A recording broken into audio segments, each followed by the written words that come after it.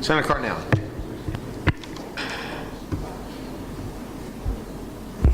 Thank you, Mr. Chairman. Mr. Kwon, I want to thank you for the time that you spent in my office answering an awful lot of questions. I thought that was a long ordeal for you, but I guess we both learned that, that was the good old days. I want to compliment your demeanor throughout this hearing. I think I can put myself in your place to a very small degree, because my mother was a single parent who worked very, very hard so that my sister and I could get an education and could attain a profession.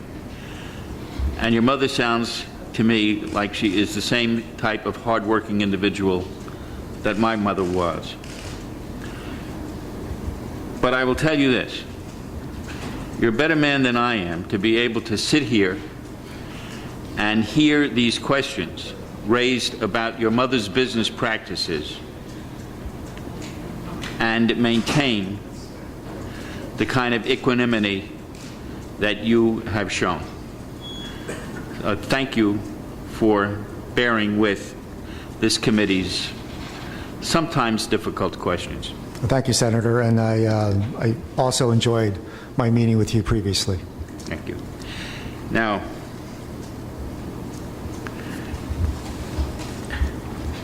before these issues with respect to structuring came to your attention, would you have been able to answer the kinds of detailed questions about your mother's business that you have been subjected to today? Senator, I could not. I was not involved in the business, and I didn't get any information about the business, so I could not be able to answer these questions. I learned them and I prepared because I knew the questions were going to be raised, but prior to this, frankly, I could not. So that what you have done is you have, subsequent to your appointment, subsequent to these issues being raised in the press, you have delved into this and become and familiarized yourself so that you could answer the questions that you anticipated we would be asking. As best as I could, Senator, yes. Thank you.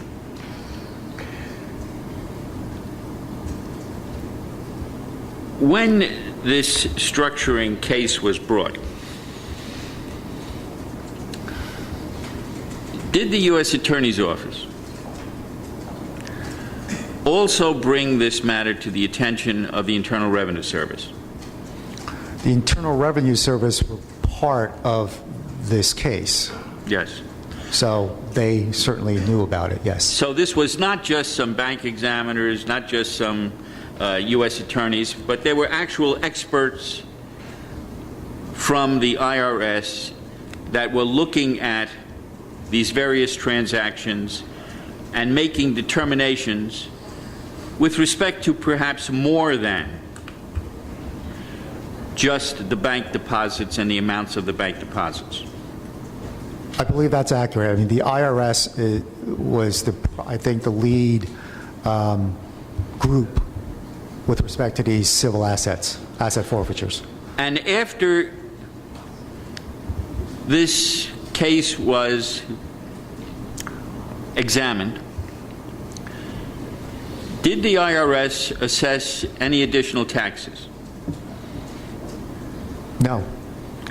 Did the IRS assess any penalties? No. Essentially, is it fair to say that the IRS gave all of these transactions a clean bill of health? Well, yes, because I believe that they were shown through her attorneys that the taxes had been paid on these deposits. Thank you.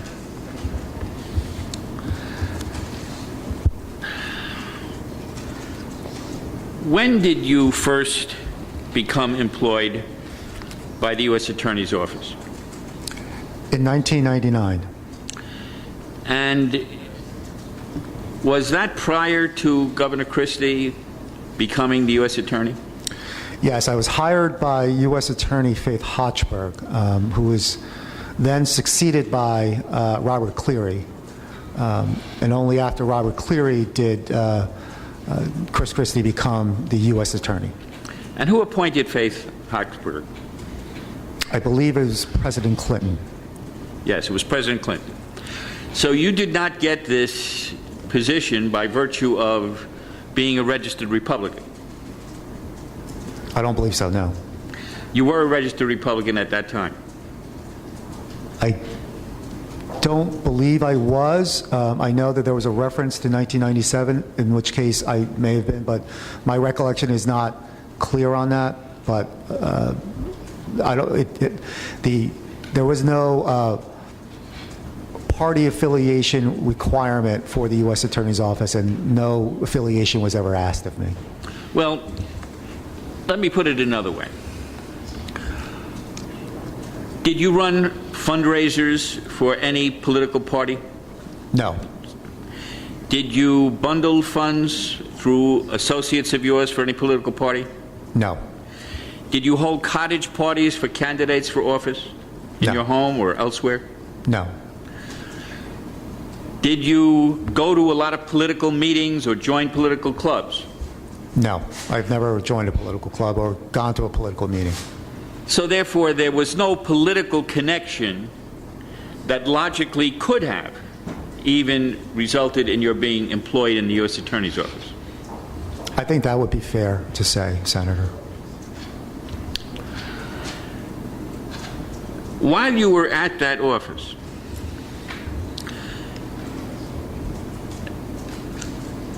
I've read in the press that there were literally hundreds, or not hundreds, over 100,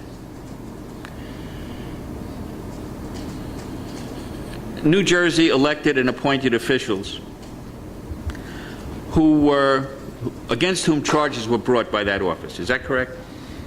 I'm not sure of the exact number, Senator, but I think that's certainly in the ballpark. Was there in that office, through the various U.S. attorneys with whom you served, any particular predilection for seeking out members of one or another party who were officials to prosecute? No, there was not. The way cases are developed at the U.S. Attorney's Office, certainly when I was there, especially in corruption matters, was based upon information from various different sources. Once the FBI and the U.S. Attorney's Office received credible information, we would take that information and track it down. Sometimes it went nowhere, sometimes it went somewhere. All we did was follow the evidence. And was that policy consistent through the various U.S. attorneys under whom you served? Yes. So that when, and I've noted in the press some criticism that the U.S. Attorney's Office convicted a lot more folks from one political party than from another, that was not due to any policy internal to the office, spoken, written, or any other fashion. Absolutely not. And I believe it's already come up, but I just want to make sure that I understand it. A number of these folks who got convicted were either then current or former legislators in the state of New Jersey. Is that correct? I believe some of them were, but my recollection is not sharp on that point right now, Senator. Thank you.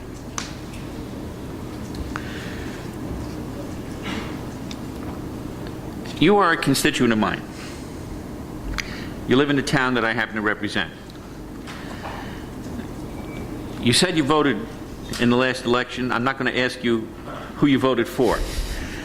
But how did you come to get registered to vote?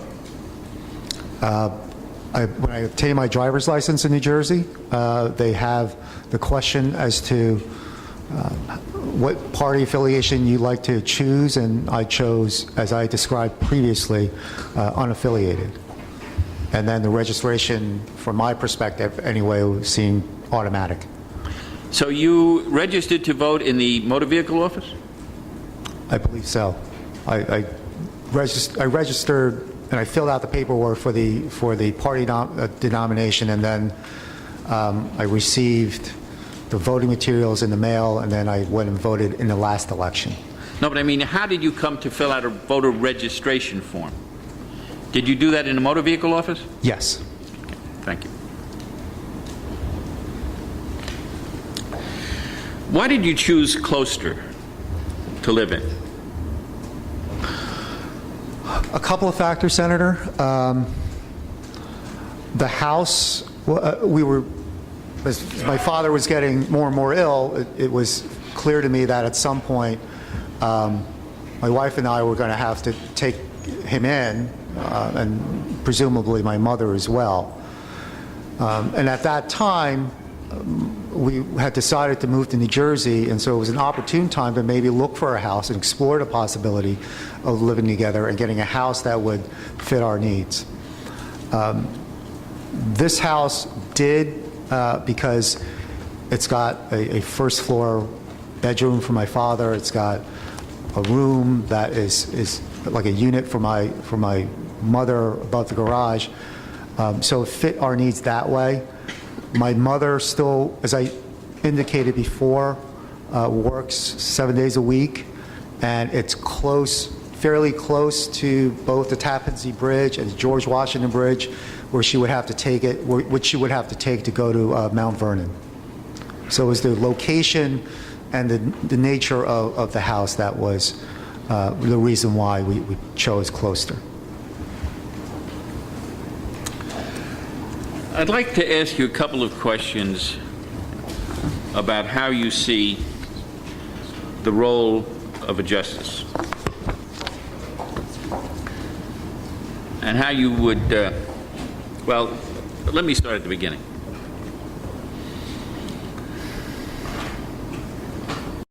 You've, I'm sure, looked at the history of the New Jersey Supreme Court and the justices who have been sitting there over the years. Is that a reasonable assumption? Yes. What New Jersey Supreme Court justice, past or present, do you hold in high regard? Senator, I can tell you, I hold all of them, from Chief Justice Vanderbilt forward, in high regard. I think to a person, each one was dedicated, clearly intelligent, and committed to their profession. I don't presume to know them personally. I do know the present Chief Justice, Stuart Rabner, personally. I remember being interviewed by him at the U.S. Attorney's Office. I think I have admired him since that time. He is thoughtful, inclusive, open, fair, and those are all of the qualities that many of us who had worked with him aspire to. I had the fortune, through a quirk in the office, of taking over his office when he was the criminal chief, and I became the deputy chief. He had left there on one of the columns a statement, and I think this goes to as a testament to the Chief Justice. It was a statement from, I believe it was called Berger versus United States, 1935 case, written by Justice Sutherland. And it talked about the role of the United States Attorney. And it said something to the effect of the United States Attorney represents a client like nobody else. He represents the sovereign. And because of that, the responsibility of the United States Attorney is not just to win cases. It is to do justice. And you are entitled, as an advocate, to advocate earnestly. But you have to understand that as a United States Attorney and a federal prosecutor, you have a higher calling, a higher duty.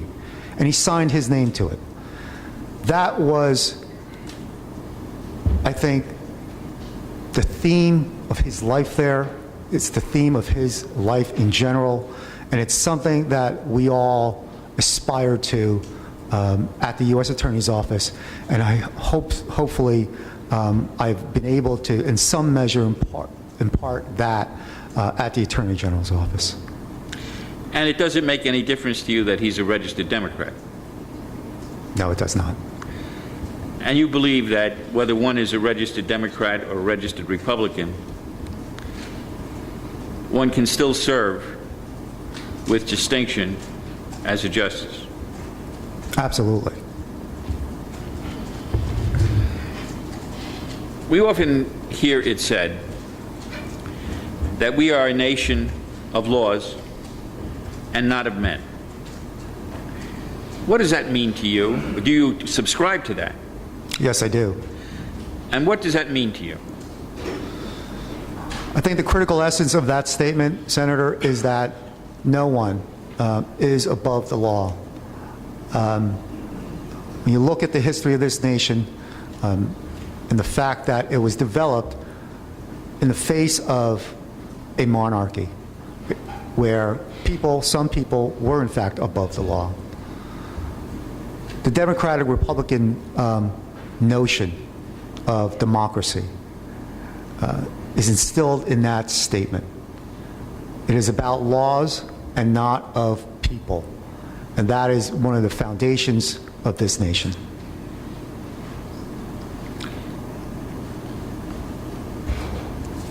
Can you comment? I skipped something. Excuse me. Let me back up.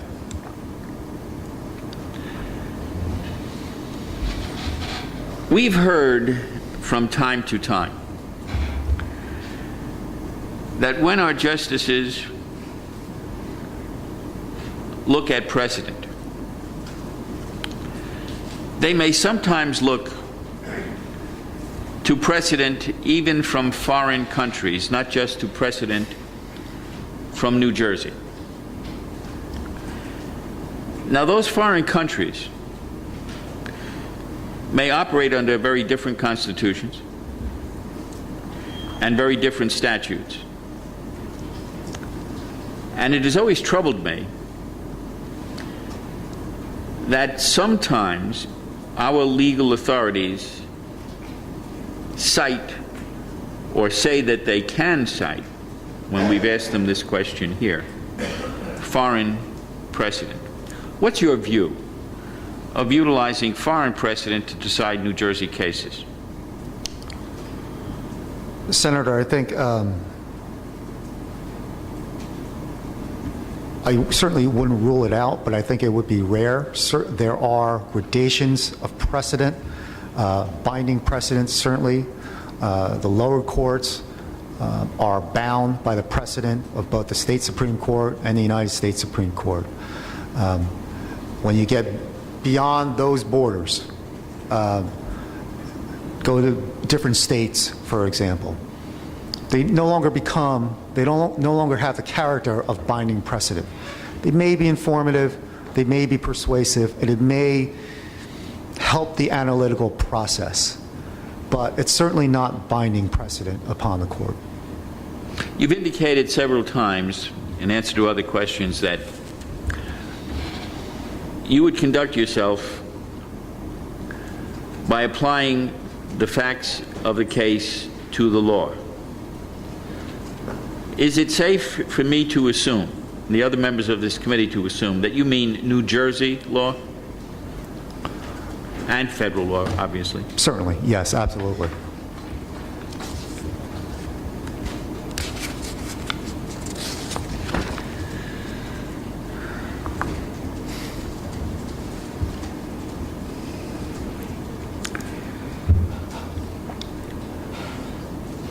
What is your view with respect to stare decisis? I hope I'm pronouncing that correctly. And should it be, more particularly, 100% binding on a justice at all times? Stare decisis is a very important doctrine of jurisprudence. It's respect for precedent. It is the goal of which is to establish and maintain institutional integrity to the court, give a measure of consistency and predictability to the public. It is an important doctrine to respect precedent, but I don't believe it is it is not inviolate, certainly. If it were, we would not have Brown v. Board of Education.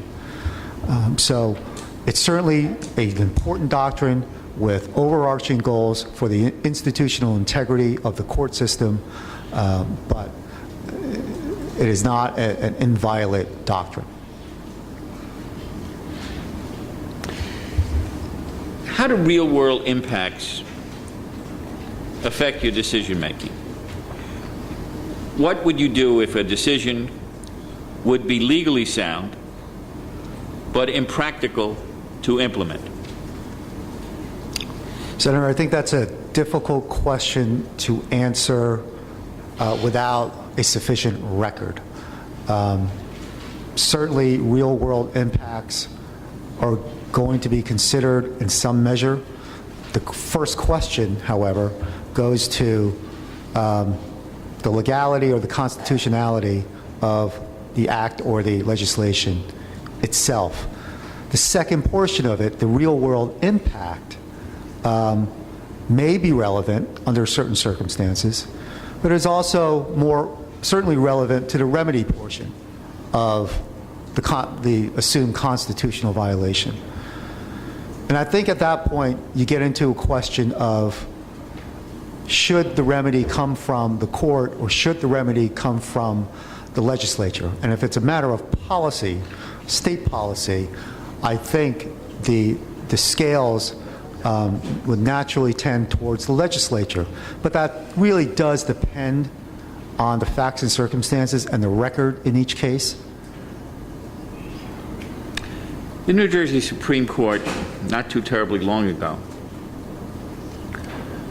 ruled that an act of the McGreevey administration was unconstitutional.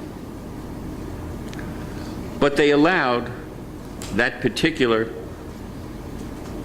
action to stand. And they sort of said, it's unconstitutional, but don't do it again. We'll let you get away with it one time.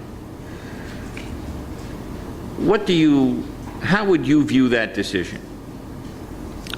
Senator, would you subscribe to that, or would you think that they were in error? Senator, based on my position and my role as a nominee to the court, I would think it'd be inappropriate for me to pass judgment on a prior decision of the Supreme Court.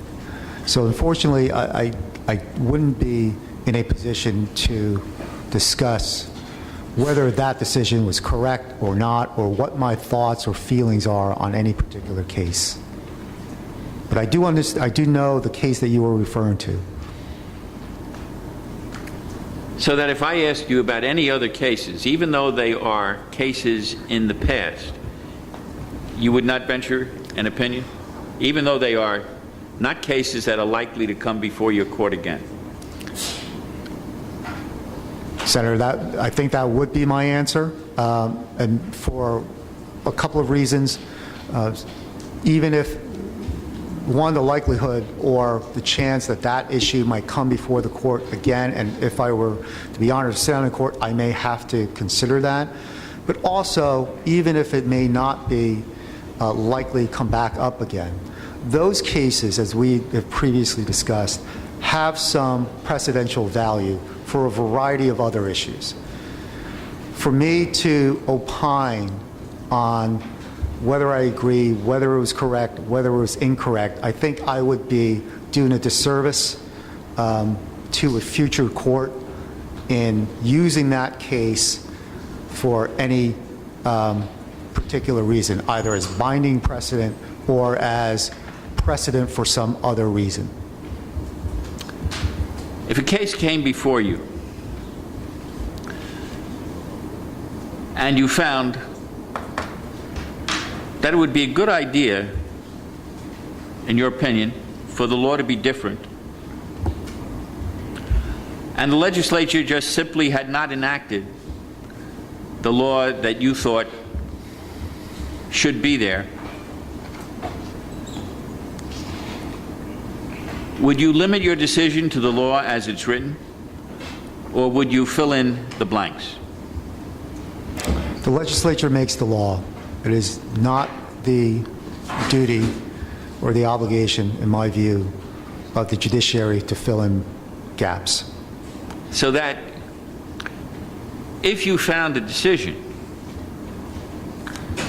where the court had actually done that, would you feel bound by that precedent? Senator, I would have to look at that precedent, that case specifically.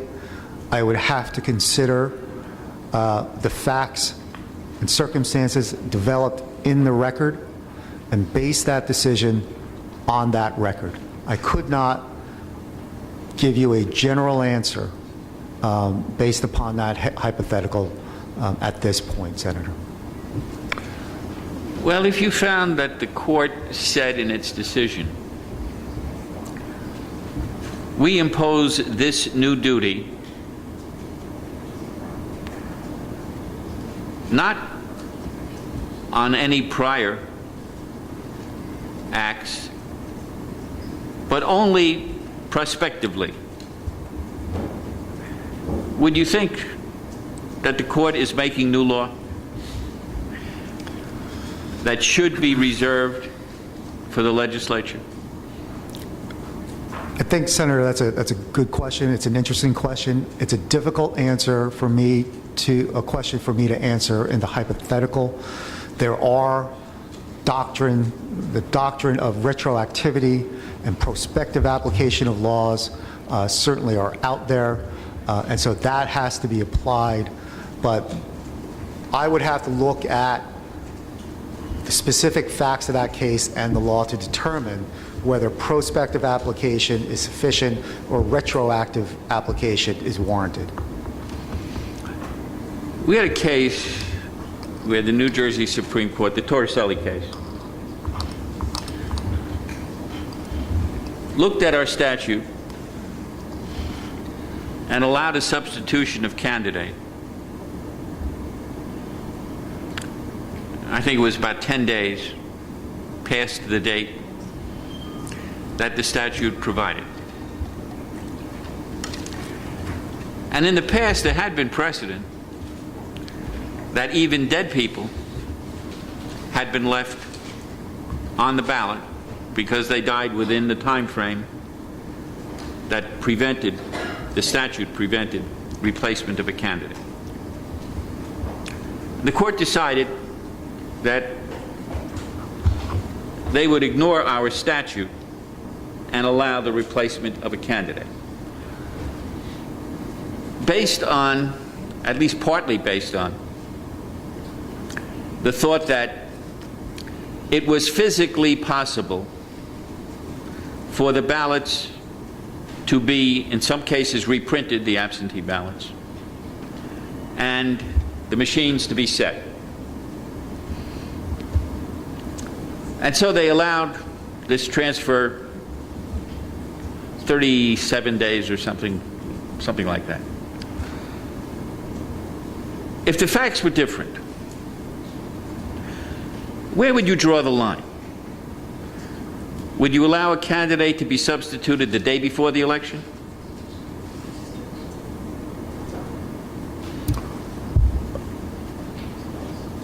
I would have to look at the facts of that case. I would have to look at the circumstances. I would have to look at the record that's developed in the lower courts, because that's where basis of the decision, the basis of the application of the law happens in the record.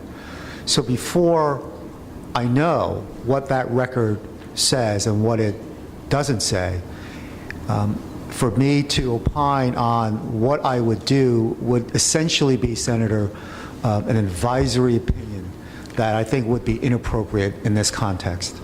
The day before the election, you would think that there would be some sort of possibility that you would allow a substitution of candidate the day before the election? I'm not saying that that's what would occur, or that's how I would rule, or that I would even consider that. But in order for me to keep an open mind on this matter, I would have to wait for that record to be developed.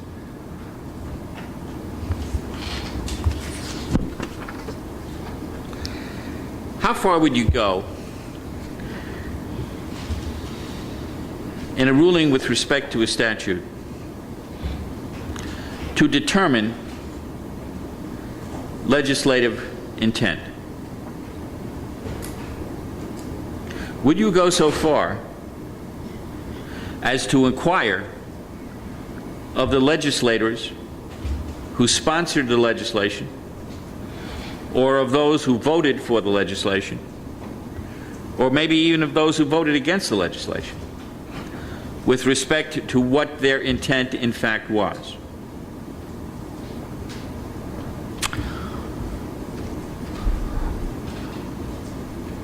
I couldn't answer that in a vacuum, Senator. I do have, in my legal career, have had occasion to look into legislative history and how that would shed some light on revealing the legislative intent. Now, it becomes a more interesting question regarding legislative intent and present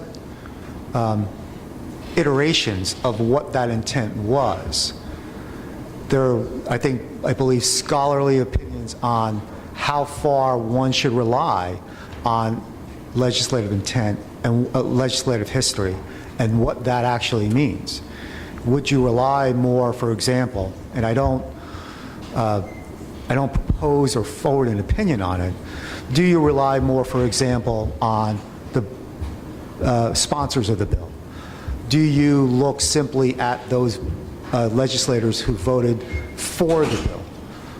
If you have a statement, for example, from a person who didn't vote for the bill and went on the floor and said, I'm not going to vote for this bill because I believe that bill says this, would that be something that should be considered?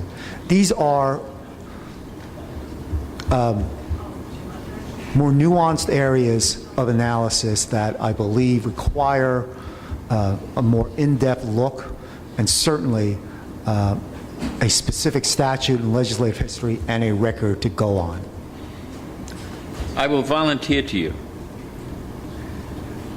that in the time that I've been in the legislature, there have been a number of court decisions with respect to legislation that I have either sponsored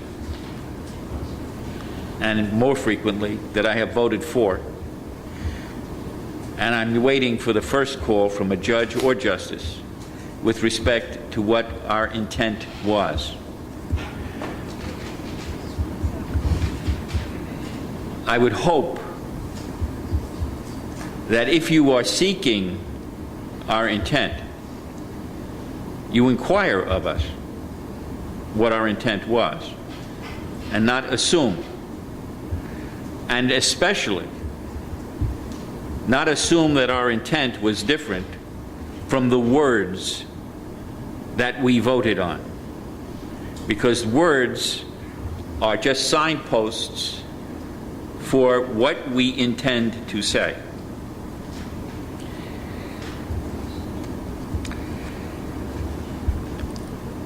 Would you comment briefly on whether you believe, I think you have already said it, but I'm just going to ask it again.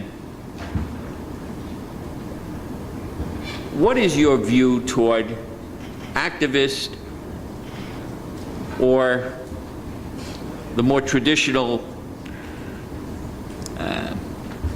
view that we should stay with the traditional meaning of what we have always been doing. Should a court be activist?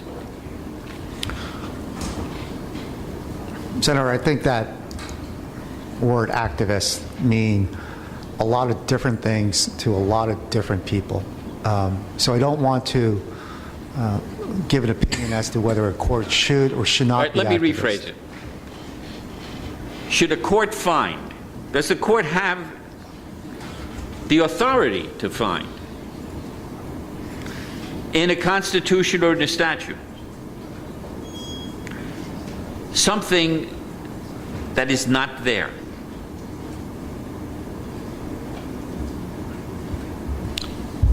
I could not, I think, properly give you an answer to that hypothetical without understanding what the nature of the case was, what the specific issue was, and what the arguments of counsel were.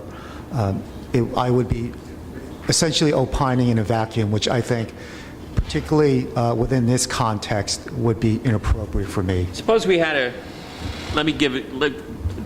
refine it a little bit more. You're presented with a case, and the constitutional provision or the statute uses the number 5.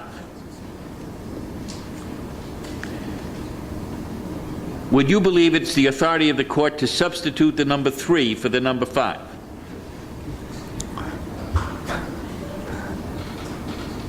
That is certainly subject to further issues down the road.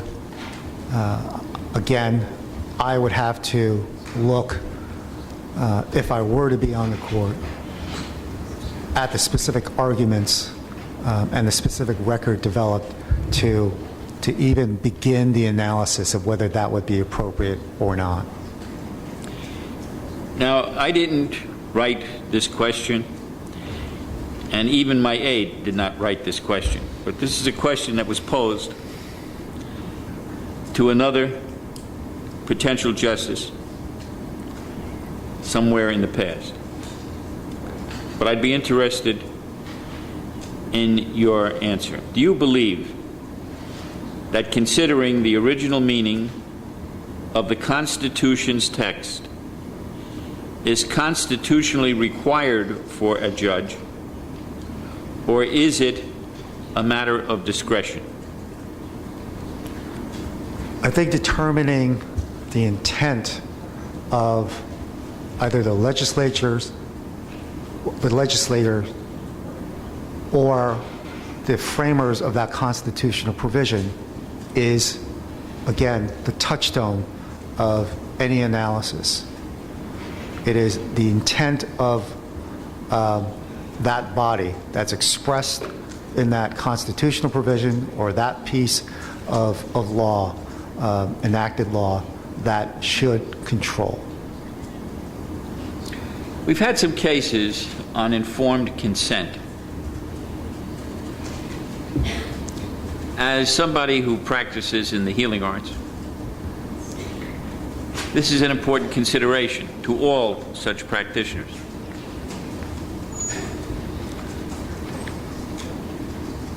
The court in New Jersey has indicated it is the obligation of the practitioner to get informed consent before performing a procedure. And they have somewhat left open how far the practitioner has to go in informing the patient. How far do you think the practitioner has to go? Would there be a time consideration when you're going to be making that judgment? If you were faced with this, would there be any kind of practical limitation? I mean, one could take the position that unless you sent someone to medical school they couldn't really understand what you were talking about fully. As a practical matter, and I was trying to get at this more hypothetically a little while ago, but I didn't do a good job. As a practical matter, we have to operate in the real world. So as a practitioner, I can't possibly spend 8 hours trying to explain to a patient every nuance of the decision so that they could make an informed decision. How far? Where would you go? How would you try to decide that case? What would be the methodology that you would use to come to a decision? I think as you've indicated, Senator, there are a number of factors that could go into that analysis. Those factors have to be derived from the record that's developed in the case. So in terms of how far I would go as a judge, or if I were to be confirmed as a justice, would depend on those factors. Because I think that's the only fair thing to do, is wait for the facts to be developed and make an assessment and analysis based solely on those facts. Thank you very much.